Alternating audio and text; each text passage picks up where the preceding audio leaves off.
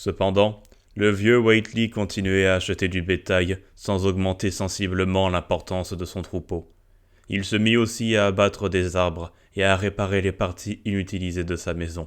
Un grand bâtiment au toit pointu, dont l'arrière était entièrement enfoui dans le flanc rocheux de la colline et dont 3 pièces moins délabrées du rez-de-chaussée avaient toujours suffi pour lui et sa fille. Le vieillard devait avoir de prodigieuses réserves d'énergie pour mener à bien une tâche aussi dure, et bien qu'il bafouillât encore parfois à tort et à travers, son travail de charpentier semblait être le fruit de solides calculs. Il avait commencé dès la naissance de Wilbur, en mettant brusquement en ordre un des nombreux hangars à outils qu'il avait fermés de planches et munis d'une forte serrure neuve. À présent, en restaurant l'étage abandonné de la maison, il fut un artisan non moins minutieux.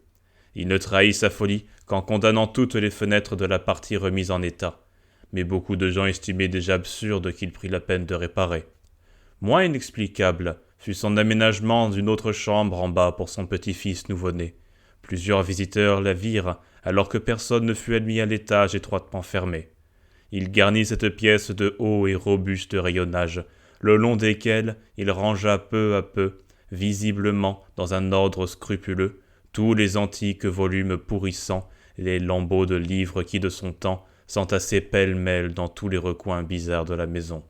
« Je m'en suis bien servi, » disait-il en recollant de son mieux une page arrachée, couverte de caractères gothiques, avec une colle préparée sur le fourneau rouillé de la cuisine. « Mais le gars est capable d'en faire meilleur usage. Faudra qu'il en fasse le mieux qu'il pourra, parce qu'il voit toute sa science. » Quand Wilbur eut 1 an et 7 mois, en septembre 1914, sa taille et ses progrès semblèrent presque alarmants. C'était un causeur à la parole facile et incroyablement intelligent. Il courait en liberté les champs et les collines, accompagnant sa mère dans tous ses vagabondages. À la maison, il étudiait assidûment les gravures et les cartes étranges des livres de son grand-père, tandis que le vieux Whately l'instruisait et l'interrogeait pendant les longs après-midi silencieux.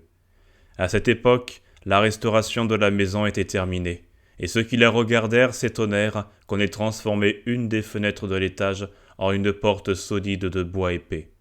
C'était une fenêtre à l'arrière du pignon est, tout contre la colline, et personne ne comprit pourquoi elle était reliée au sol par une passerelle de bois.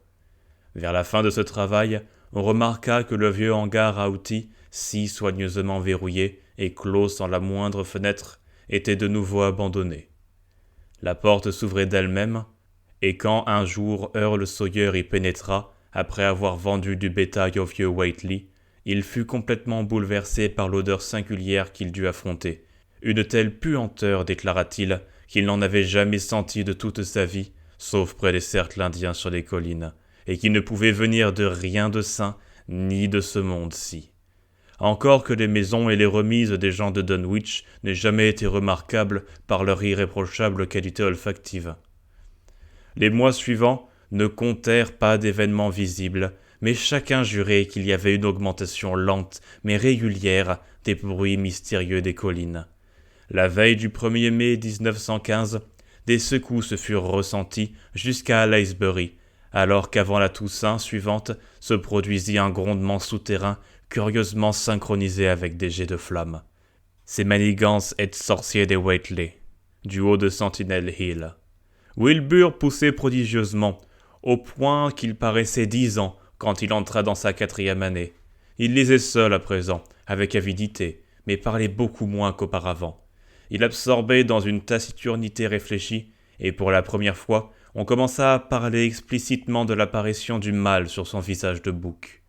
Il lui arrivait de marmonner un jargon incompréhensible et de psalmodier sur des rythmes bizarres qui glaçaient l'auditeur d'un sentiment de terreur inexplicable. L'aversion que lui témoignaient les chiens était désormais de notoriété publique, et il lui fallait porter sur lui un pistolet pour parcourir le pays sans danger. L'usage qu'il en fit à l'occasion ne rehaussa pas sa popularité parmi les propriétaires de chiens de garde. Les rares visiteurs trouvaient souvent Lavinia, seule au rez-de-chaussée, tandis que des cris et des bruits de pas étranges retentissaient à l'étage condamné. Elle ne parlait jamais de ce que son père et le garçon faisaient là-haut, bien qu'une fois elle pâlit et manifesta une crainte excessive lorsqu'un colporteur de poissons facétieux fit mine d'ouvrir la porte verrouillée qui menait à l'escalier. Ce marchand raconta aux gens qui flânaient dans la boutique de Dunwich qu'il avait cru entendre un cheval trépigner à l'étage au-dessus. Les flâneurs réfléchirent, songeant à la porte, à la passerelle et au bétail qui disparaissait si vite. Puis ils frissonnèrent en se rappelant les rumeurs qui couraient sur la jeunesse du vieux Whiteley et les êtres surnaturels que l'on faisait sortir de terre au temps prescrit en sacrifiant un bœuf à certains dieux païens. On avait remarqué depuis quelque temps que les chiens commençaient à éprouver pour toute la maison Whiteley une aversion et une peur aussi violentes qu'à l'égard du jeune Wilbur lui-même. En 1917, ce fut la guerre, et le propriétaire terrien Sawyer Whiteley, en tant que président du bureau de recrutement local, eut beaucoup de mal à trouver à Dunwich un contingent de jeunes gens aptes même à être envoyés dans un camp d'instruction. Le gouvernement, alarmé de tels signes de dégénérescence collective d'une région, dépêcha plusieurs fonctionnaires et médecins experts pour enquêter, et mena ainsi une étude que les lecteurs des journaux de Nouvelle-Angleterre se rappelèrent peut-être.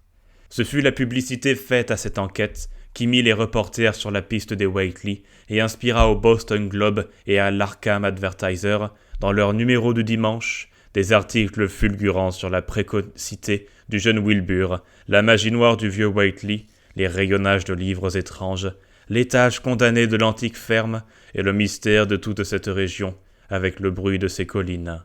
Wilbur avait alors 4 ans et demi, et on l'aurait pris pour un gars de 15 ans. Ses lèvres et ses joues débordaient d'un duvet noir et rude, et sa voix commençait à muer. Earl Sawyer se rendit chez les Whiteley avec des équipes de reporters et de photographes, attirant leur attention sur la singulière puanteur qui semblait à présent sourdre des lieux interdits à l'étage supérieur. C'était, disait-il, la même odeur qu'il avait sentie dans le hangar à outils abandonné quand la maison fut enfin restaurée, la même que les faibles émanations qu'il croyait percevoir quelquefois près des cercles de pierre sur les sommets. Les gens de Dunwich lurent les articles quand ils parurent et se gaussèrent d'erreurs manifestes. Ils s'étonnèrent aussi que les journalistes insistent autant sur le fait que le vieux Whiteley payait toujours son bétail en pièces d'or extrêmement anciennes. Les Whiteley avaient reçu leurs visiteurs avec une répugnance mal dissimulée, mais ils n'osèrent pas risquer un surcroît de publicité en opposant la violence ou en refusant de parler.